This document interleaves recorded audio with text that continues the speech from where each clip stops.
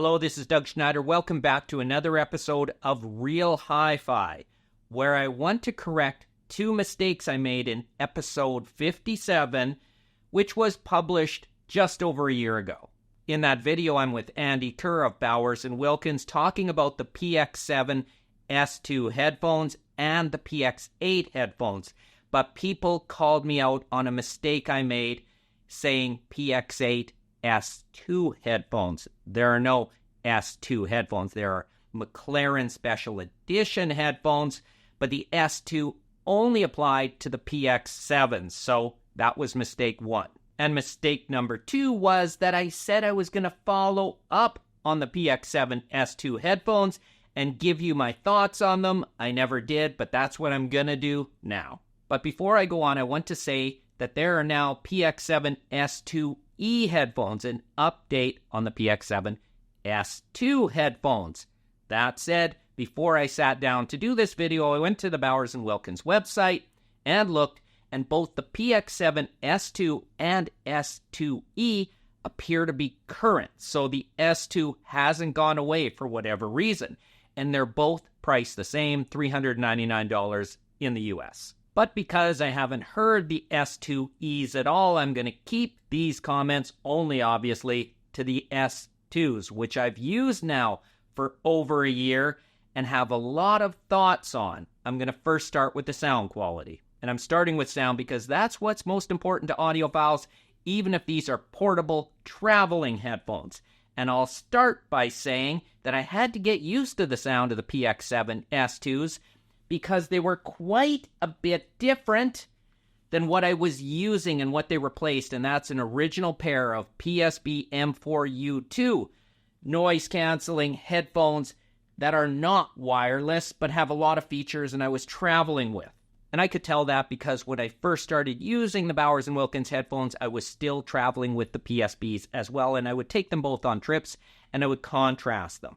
And just from watching TV shows and movies on the plane, I could accurately gauge the sonic signature of the Bowers & Wilkins headphones. And that was strong in the bass like the PSBs, prominent in the highs, but not too prominent, something I'll come back to, but definitely more relaxed in the mid-range. Voices were simply a little more distant, a little more low in level, and at times, unless I nudge the volume up, a touch tough to hear. However, not too tough to hear because the headphones stayed remarkably clean whatever I played through them, including music, which simply corroborated what I heard through TV shows and movies. But here's the thing. Bowers & Wilkins supplies an app that allows you to boost or cut the treble and bass. Now, I don't think anybody's going to boost the bass or treble on these headphones, but I do think they might cut them a bit, one or the other even, and that will actually bring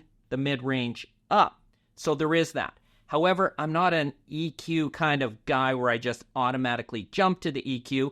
Instead, I listen to the headphones kind of in their native sonic signature for the longest time, and I got to like the sound. And why I think I got to like it was twofold. One is there's an adaptation that happens with our brain and ears. When we have, say, frequency response changes, to a degree, our brain-ear mechanism will adapt to that. So the relaxed mid-range, maybe I was just naturally now, over time, listening a little more closely to the mid-range frequencies, and voices suddenly weren't as tough to hear. Everything became a little clearer. And this is something then you have to use a product over time and warrants long-term listening, because immediately there was a stark contrast between the PSBs and the Bowers & Wilkins headphones, and kind of like a Coke Pepsi taste test, you might immediately pick one or the other. But over time, our brain-ear mechanism will adapt, and you got to say, well, which do I like more? And I can't say one is better or worse, but I did grow to appreciate the Bowers & Wilkins sound, at least in these headphones, because I like the way that relaxed mid-range contrasted with the bass. And when I say contrast with the bass, what I mean by that is, compared to the mid-range level, there's a little more whoomp out of the Bowers & Wilkins headphones than the PSBs, which are not bass light. But that extra whoomp gave the sound an additional warmth, a heft, and that was really nice to hear with many movies and TV shows and a lot of my music. Now, I mentioned the highs are prominent as well. And here's the thing about the highs. They're not too prominent. They're very apparent. I would never boost them.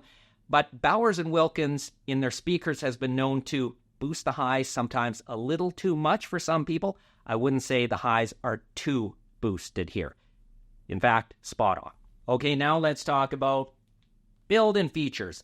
Build quality first. Really good. I like the way they feel. They're light, but they've been durable for me. Now, my PSBs are really getting worn out, but you know what? These are coming on 10 years old. And these are just over a year old, but still, I haven't broken them. The headband's still in good shape. Everything still works, and they're really comfortable and attractive. The industrial design of these is ideal. I love them. Main features include full wireless operation via Bluetooth, which worked ideally for me. You can also wire them up, either digitally with a USB to USB connection to, say, to your computer, or a USB to 1/8-inch analog mini jack connection. Now, here's the thing. The digital connection offers the purest signal path, which I'll explain in a second, but also it charges the headphones. The purest signal path because it's simply coming out digital here and into here, and then there's a digital to analog converter in here. If you use the 1/8-inch mini jack, you're getting digital to analog, then analog to digital in here, and then digital to analog again. So try to use a digital to digital connection or the wireless operation. They also have a transparency mode that allows you to hear, say, voices outside the headphones. For example, when a flight attendant comes to your seat, you can bump the button here, and then the voices come more clear. But as Jordan Guth explained in the new Practical Audiophile series where he was reviewing T+A's headphones, sometimes that doesn't work as well as just moving the ear cup to the side, which is what I normally did. There are also volume controls on the right ear cup, but now let's talk about the noise cancellation, a key feature. It's a clear step up over these old PSBs, which are now over 10 years old. PSB has upped the game on its own noise canceling, so take this for what it's worth. But moving to these gave a reduction in cabin noise on planes, jet engine noise, a good overall sense of isolation, not Bose level isolation, but very good. Out of a scale 1 to 10, let's say 7. Now, the one feature I haven't talked about is called wear sensor, because I don't really consider it a feature because it didn't work well for me, though the intention of it is good. And the intention is to preserve battery life by turning the headphones off when they're not in use. And it seems to detect that they're not in use when they're not moving at all. So when I was sitting really still on airplanes like this, watching a movie for a long period of time, it would turn the headphones off and I'd have to wake them up, and that was really annoying. So I eventually went into the app and just turned wear sensor off and never turned it on again.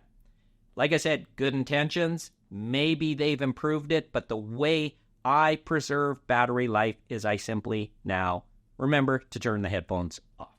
As far as battery life goes, Bowers & Wilkins claims 30 hours like it does for all its headphones, and I never tested that by simply running the headphones out of juice. Instead, I just used them for over a year, and I never ran out of battery power. But here's the thing. I'm pretty diligent at powering things up to charge them. So I would charge the headphones when I was charging my laptop, and I would make sure they were charged up for a really long trip. So I was doing my due diligence as I would do any of my electronics. So it's not a problem for me. And the battery power always lasted throughout even the longest flights. But here's a thing where my PSBs have a definite advantage.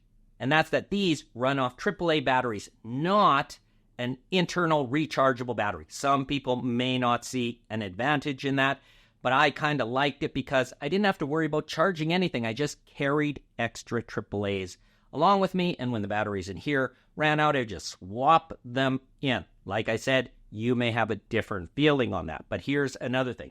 These will run passively, meaning no battery power. You simply wire them to an analog connection on a source device. Now, I mentioned that these will wire analog as well. However, if the batteries are out here, the analog connection cannot charge them, and therefore they won't work. And that's kind of a big deal if running out of batteries is a problem for you. And let me wrap this up by saying, overall, a really nice presentation with the headphones and the carrying case, which opens up, holds the headphones nicely, has a pocket for the cables, and I've even sat on with the headphones inside, and they've survived. Are these worth $400? Overall, I'd say yes, but I confess I would like to hear the S2s to know how they differ. I hope this helps.